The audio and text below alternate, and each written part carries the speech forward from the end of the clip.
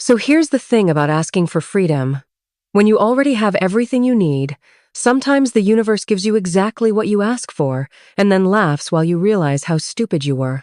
I'm Sarah, and I'm about to tell you how one conversation destroyed the best relationship I ever had and left me homeless, heartbroken, and completely alone.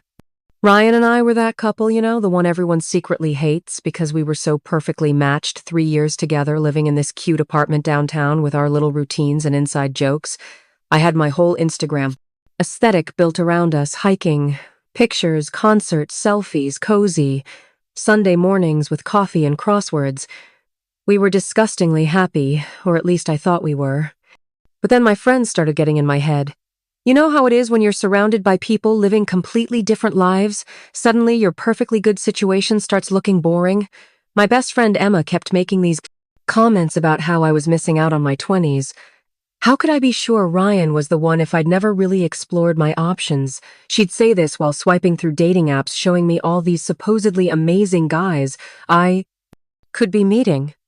The seed was planted and it grew into this massive tree of doubt every time Ryan did something predictable like choosing the same restaurant or falling asleep during movies.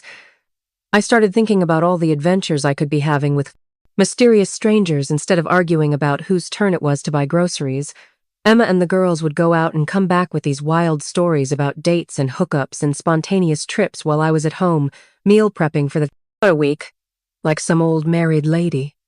I started pulling away without even realizing it, staying out later being vague about my plans. When Ryan would ask where I'd been, I'd get defensive like he was trying to control me when really he was just trying to connect with his girlfriend who was clearly checking out of their relationship, but I couldn't see that then. All I could see was how trapped I felt, how many experiences I was missing out on.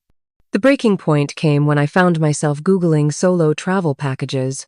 Not because I actually wanted to go anywhere, but because the idea of freedom felt so appealing. Ryan found the browser history, and that's when everything fell. Apart, he sat me down with this serious expression, asking if I was unhappy, if there was someone else, if our relationship wasn't enough anymore, and instead of being honest about my stupid doubts, instead of talking through my feelings, like a mature adult, I panicked and said the worst possible thing. I told him I loved him, but I needed to experience more. Before we got too serious, I actually used those words. Experience more, like he was some kind of obstacle to my personal growth, instead of the man who'd been nothing but loving and supportive for 3 years.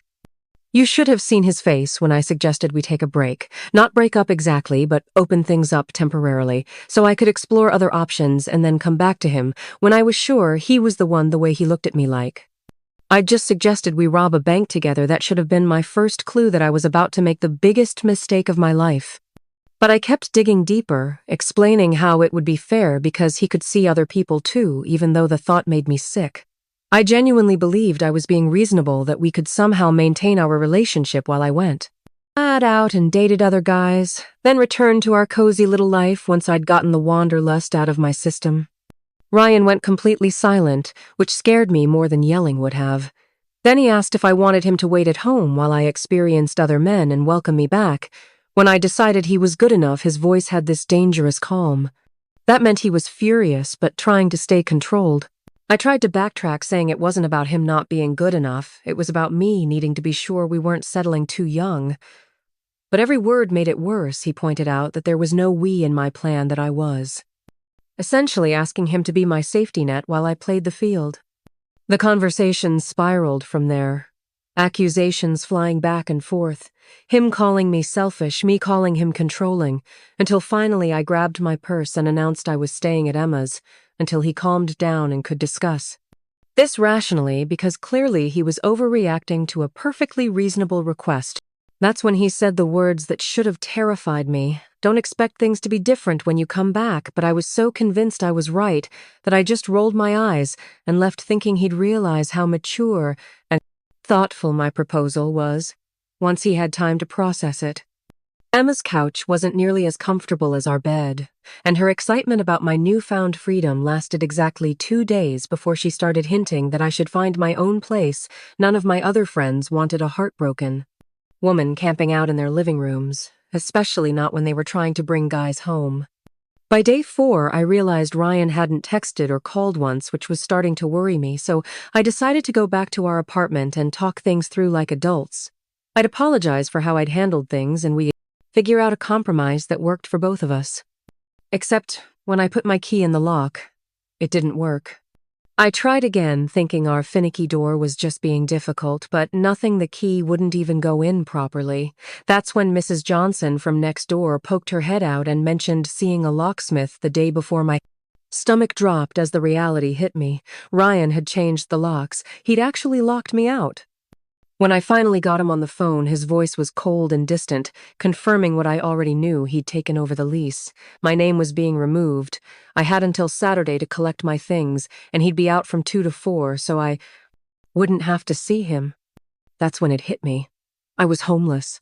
The man I'd lived with for almost 3 years had just erased me from his life in less than a week.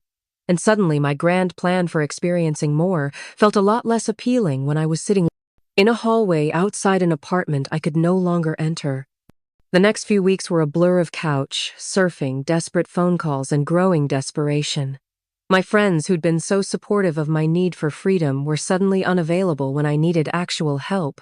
They had roommate policies and small spaces and boyfriends coming over. I finally scraped together enough money for a studio apartment that was roughly the size of our old bedroom.